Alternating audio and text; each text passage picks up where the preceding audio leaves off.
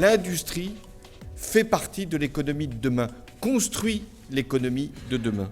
La responsabilité de l'État, c'est non seulement de préserver nos atouts, mais c'est aussi de placer la France dans les domaines qui vont être ceux de l'économie de demain et d'après-demain. Nous avons présenté un exosquelette qui porte les charges. Et par exemple, on va faire une démonstration du port de charge de 25 kg de ciment. Notre exosquelette est innovant dans le sens où c'est une personne valide qui est à l'intérieur. Je pense que le président a bien perçu l'intérêt de cette nouvelle filière robotique qui promet à terme d'être aussi importante que l'informatique dans les années 80.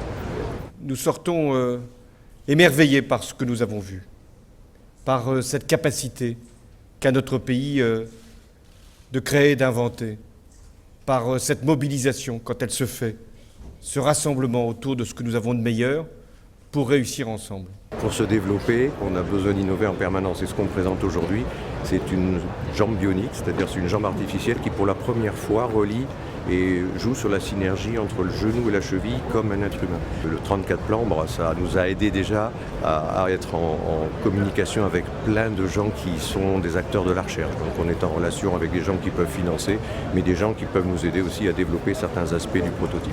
C'est un avion qui est entièrement électrique. Toutes ses fonctions sont électriques. Et puis, il a des technologies extrêmement innovantes parce qu'il est tout en carbone, par exemple. La roue d'entraînement est aussi électrique. Et les fans, la propulsion est elle-même entièrement faite avec des moteurs électriques. Les 34 plans qui sont présentés avec l'e-éducation comme projet à l'intérieur des 34 nous permet de donner déjà de la visibilité à notre projet et de prouver que notre solution est la bonne pour les écoliers français.